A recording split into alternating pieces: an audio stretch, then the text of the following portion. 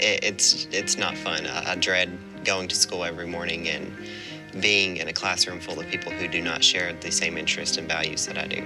It's scary because I don't know how people are going to perceive me when I dress a certain way or if I present myself a certain way to different people. School is hard, but it will prevail. I have faith in that. We have had students throw food at us, and we've had students who were on the football team quit the football team because of bullying and harassment. We had a problem with our day of silence because there was basically some people who decided that it was right to deface our posters and yell at people who were participating in a day of silence. I was involved in freshman orientation, and I was actually one of the head ambassadors out of 150 students.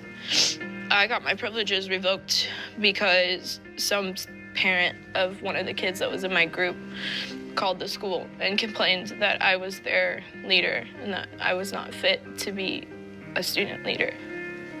So it's just really hard.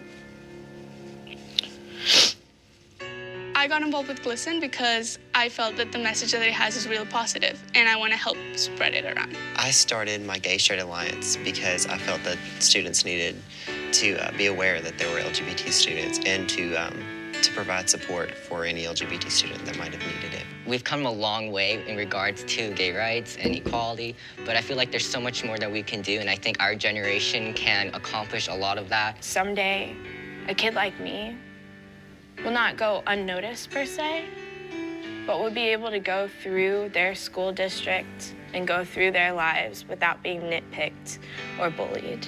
There's no reason for you to ever be told that you can't do something.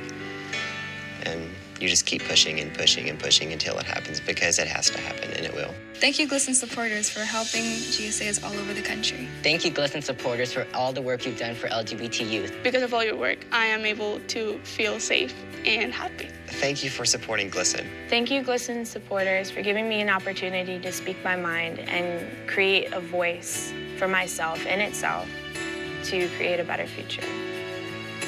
This is Sam Vaughn for Sam Sports Report and Sam's Mental Health Day.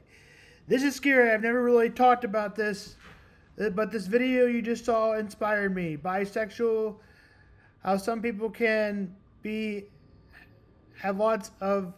I had a friend that I lost that was very important to me. I probably said something I shouldn't have, but he never forgave me, and in my opinion, he could just said no. I was figuring out that I was bi. I'm still bi today, but I'm very happy with my girlfriend, Amy. I can remember the situation where I hadn't really talked about being bi, and I never really told anybody. But as a kid in college, I was told by people that I was gay by this kid named Asher. People, I'm gay, and would not let me come out with it.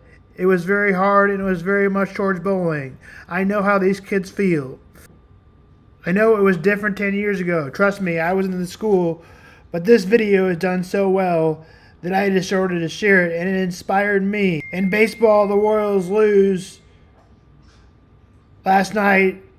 It was not a good start for Alec Marsh. In fact, he gave up 3 runs. Royals would never really get that close, as it became 3-1, and that was the closest it would get. As by the time the Royals scored, it was the bottom of the 9th, and it was 6-2. Salvi got the run in, but it wasn't enough. Tonight, Royals Michael Wacha, who has been very good against the White Sox, who are terrible. I get it, though, but he was still good. He needs to be just as good tonight against the Diamondbacks. Ryan Nelson will go for the Diamondbacks, game time 7:10. Tomorrow, the Royals are off and will play the Cubs.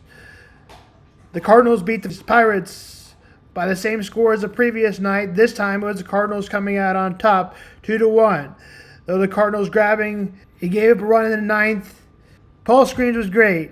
He allowed 4 hits in over 8.1 innings. He did give up the lead in the top of the 9th. With the Burleson single, the Cardinals led 2-1. Nolan Arenado had also hit a home run to give the Cardinals the lead before the Pittsburgh responded, and then the Cardinals won the game like we just talked about. Ryan Fernandez got the win Lynn did good. He went 5 innings, though, and gave up no runs, but had to turn over the Cardinals' bullpen. They did manage to tie it.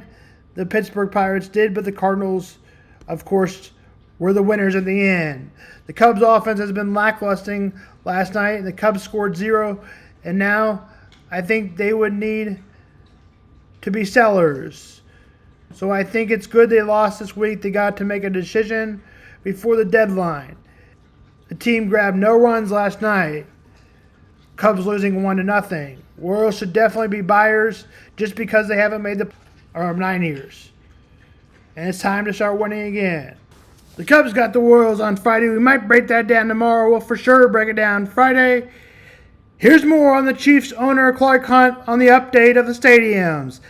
And more. And we might not get to all of it. That's Sam Vaughn Sports and Sam Vaughn Mental Health Day.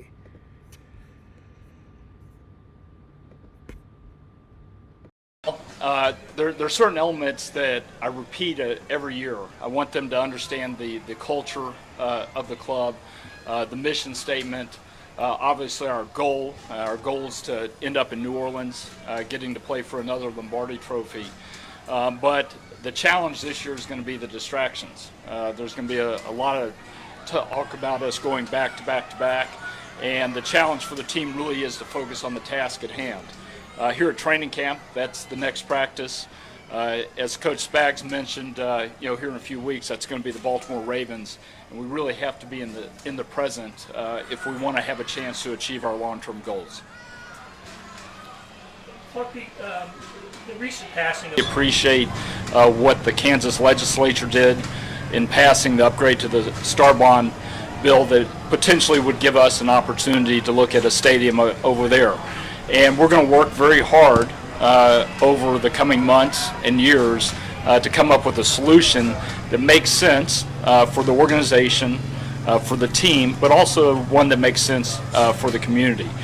So we're approaching it very much with an open mind and look forward to talking to leaders on both sides of the state line. You were very upfront about your love with Arrowhead, trying to keep it as long as possible. Do you feel like you and the organization need to do something else to ensure that you get that extra 25 years? You do get another chance to present it to Jackson County, or get Jackson County to have maybe a more stronger argument for keeping the city? Do you feel like you or the organization need to do anything different? Well, part of our evaluation over the next several months and coming years will be looking at whether we're better off in a renovated building or in a new stadium. And that new stadium could be on the Missouri side as well. It doesn't have to be on the Kansas side.